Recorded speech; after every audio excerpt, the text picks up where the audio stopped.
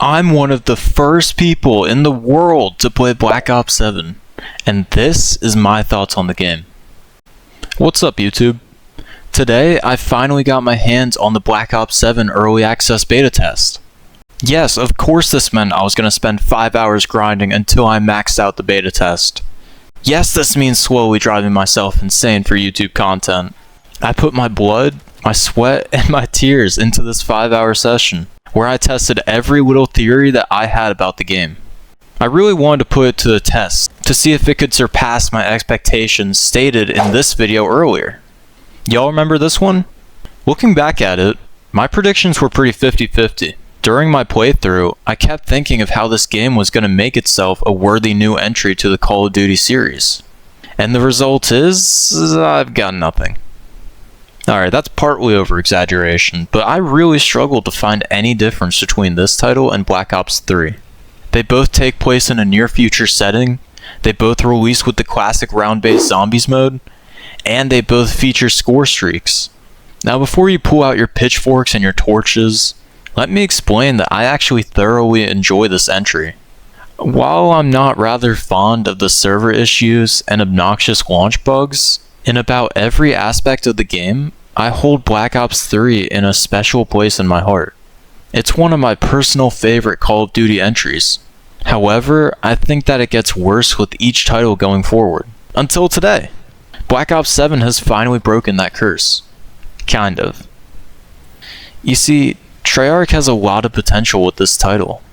I think the early access is off to a great start. Despite like half of the players who waited on Twitch streams for an early access code never getting one. The game feels refreshed after the realism overhaul from Black Ops 6, and with some bug fixes, the gameplay will feel smooth and enticing.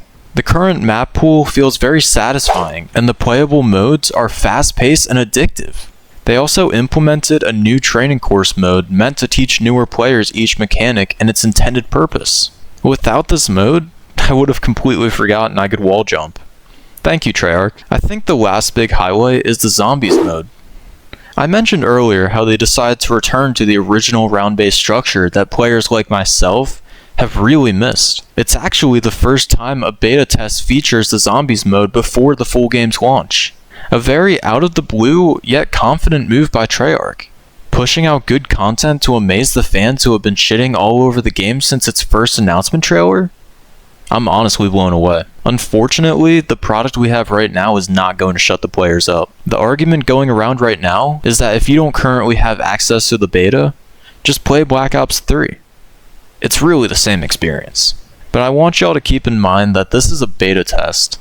This probably revealed roughly 30 to 40% of the full game, while keeping secrecy to maintain the hype for the full launch. So will it be enough momentum? I don't really know the answer to that question. Although it's a semi-promising launch that has a lot of room for improvement, the community is just not so welcoming to this new installment. Some players aren't even willing to give it a chance because it's just another lazy forced installment to fulfill the yearly cycle. Take it from someone who spent the last 5 hours straight playing the game. It's definitely worth a shot. With the lag, the bugs, and the limited content currently available to us, it's a whole lot of fun. And if that's not enough for you, it even maintains the magic of the original games.